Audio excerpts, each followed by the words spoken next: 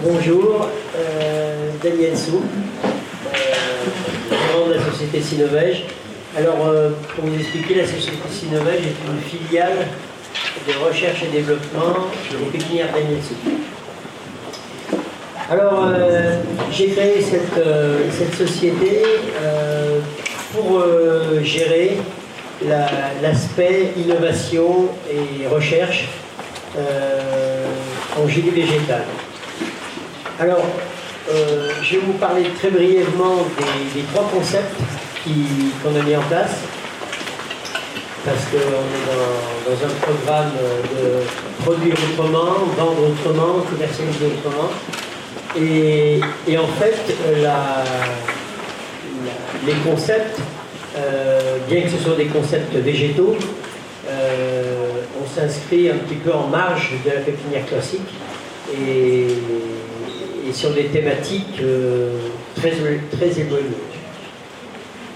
Alors, je vais embrayer tout de suite sur la phytoremédiation, parce qu'on a un programme de recherche avec l'ADEME, subventionné par l'ADEME, et avec les universités de Besançon, le professeur Chalot, un laboratoire de recherche alsacien, et nous-mêmes, sur la dépollution des sols.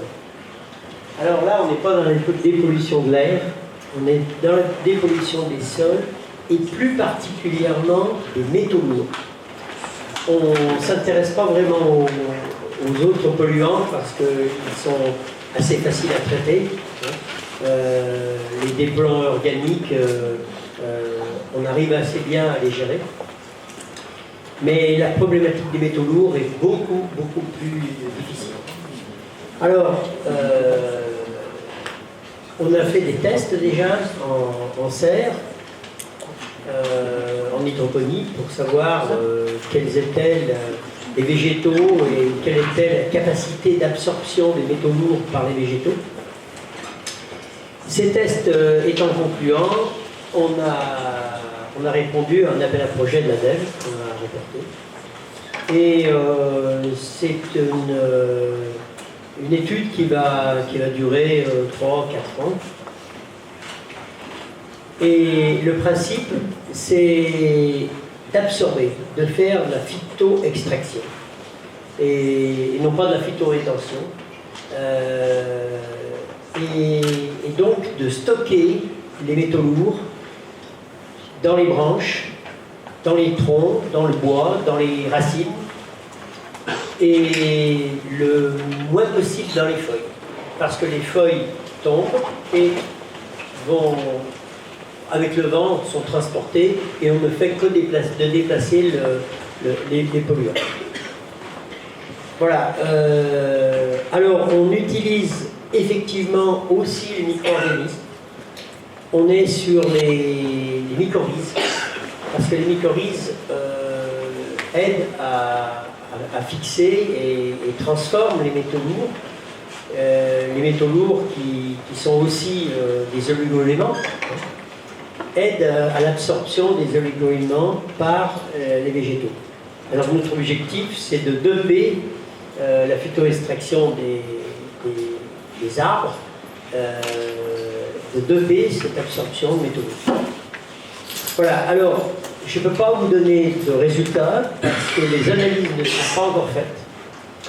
On a 4 sites qui nous ont été mis à disposition en France. Un site à Lille, un à Tavaux, un en Alsace et un à Paris. Alors, c'est des sites qui sont pollués avec des métaux lourds différents et donc on a utilisé les mêmes trames de végétaux qui ont été inoculés avec des mycorhizes et sans mycorhizes de façon à pouvoir faire des tests. Alors,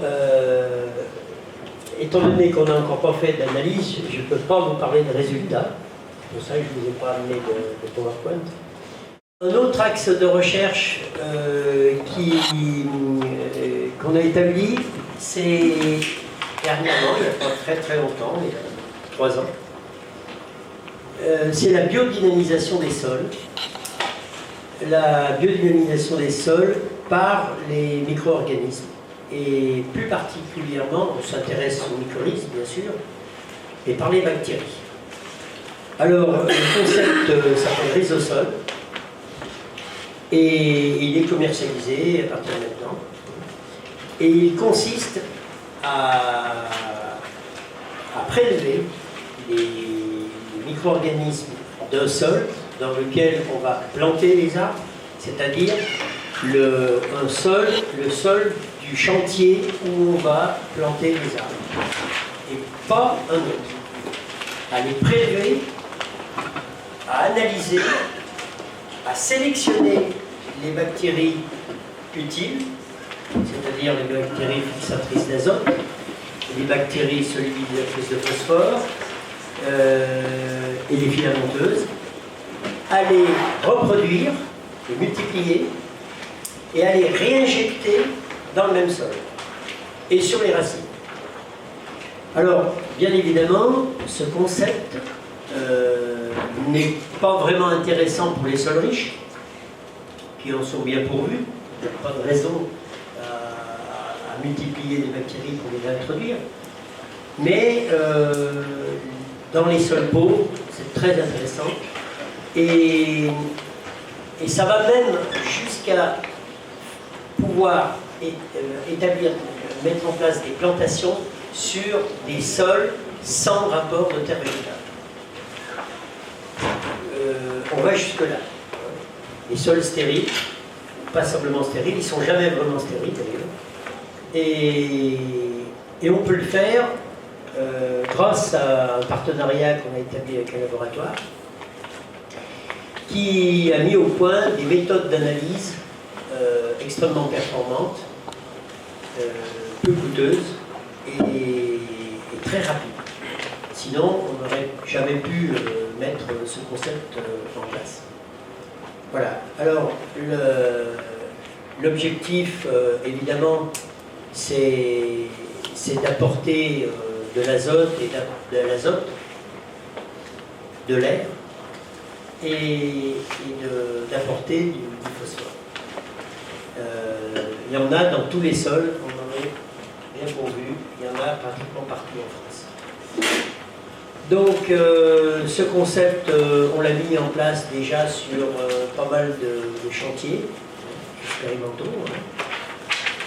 Et il y a pas mal d'affaires qui sont en train de s'en saisir, parce que c'est innovant, mais surtout c'est économique. La terre végétale devient de plus en plus rare, elle n'est pas toujours homogène, voire très hétérogène. Et puis elle est coûteuse et surtout il faut aller les chercher toujours plus loin. Déjà en région lyonnaise, on est obligé de faire 30-40 km, en région parisienne 80 km. Donc le bilan carbone. Ce concept est porteur d'avenir. Et peut-être même en horticulture, hein. Pourquoi pas, on n'a pas fait d'essai, mais on y voit un intérêt.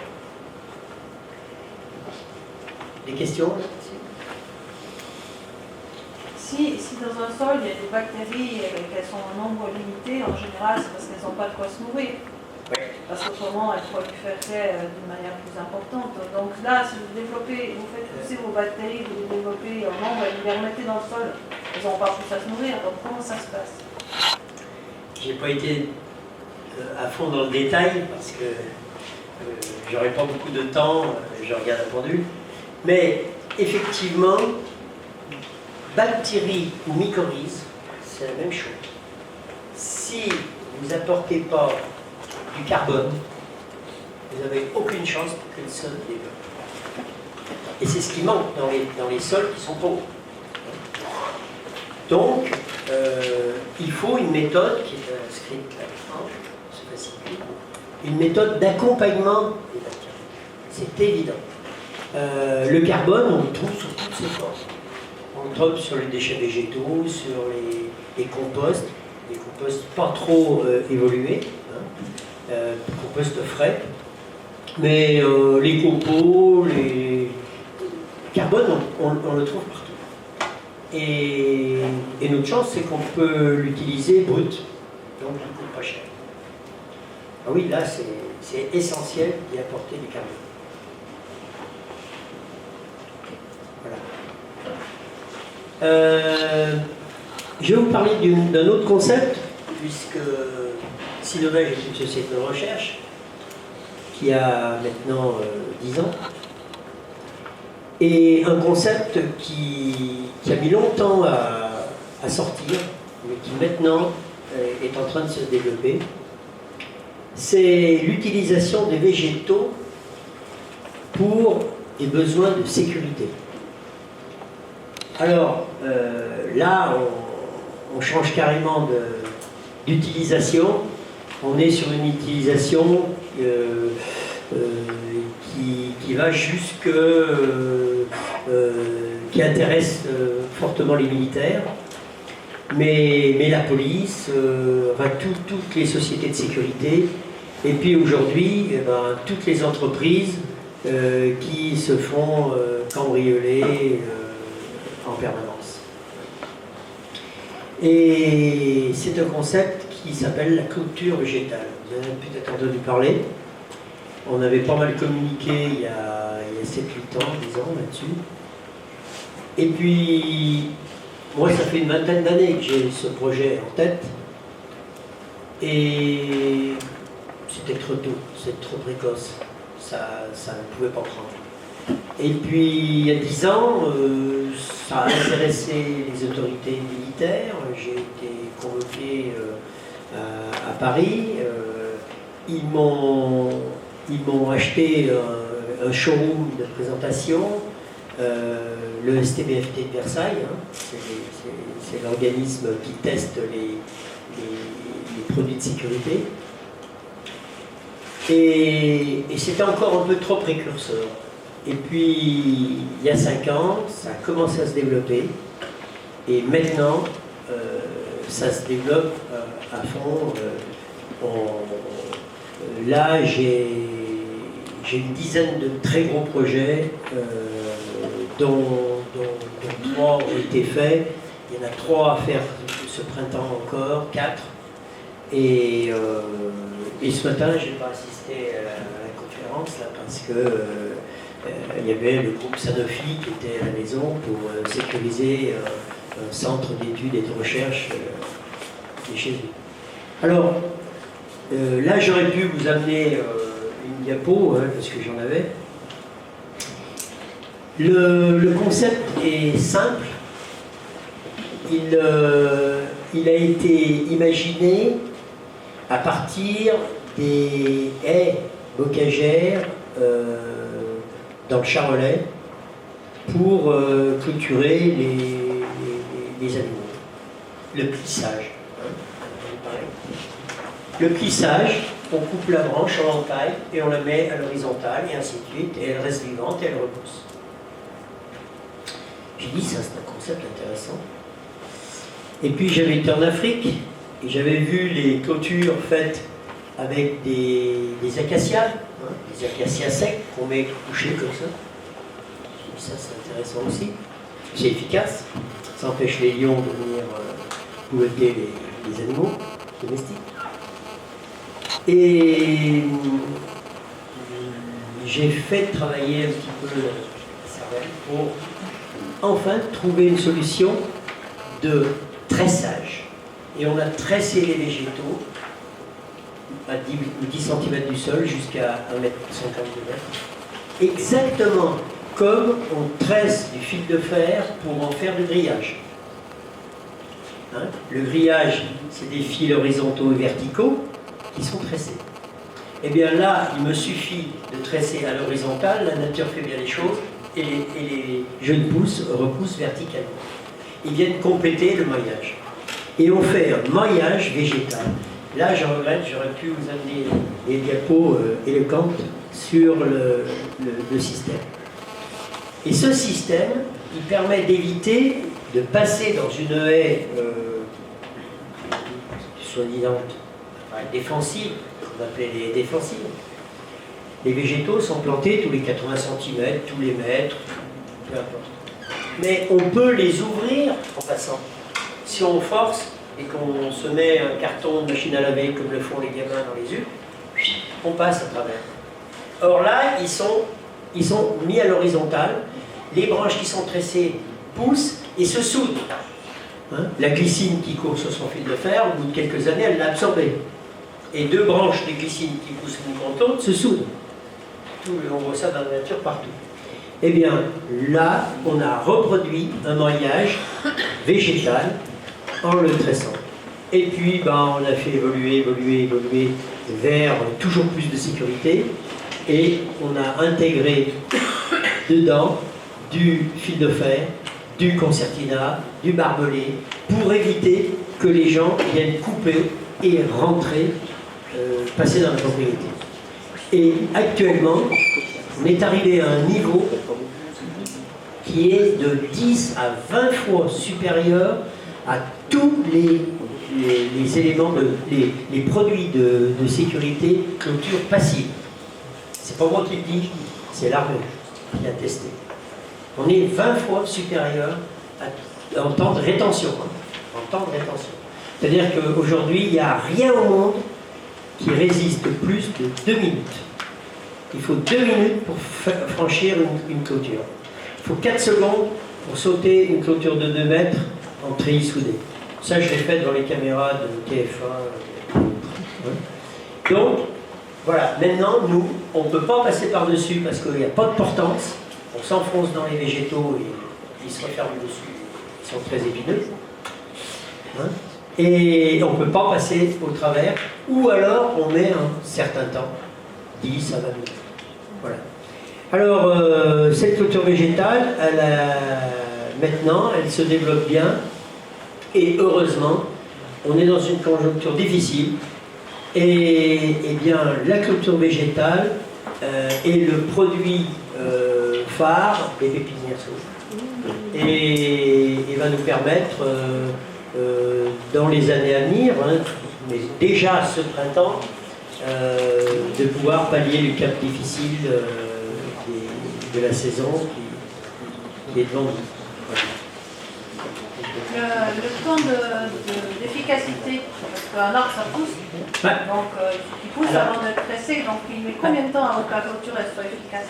Alors, avant de répondre à cette question, je vais vous dire tout de suite, c'est la seule clôture au monde qui est évolutive. Donc on peut planter petit et qui deviendra grande. C'est la seule. Notre clôture bouge pas. Et donc, au niveau du prix, on le module aussi en fonction des végétaux. Mais si on veut une clôture efficace, tout de suite, immédiatement, il suffit de planter les végétaux un peu grands.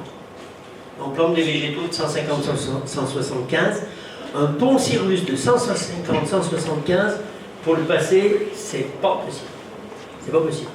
Et du Berberis julianae de la même façon.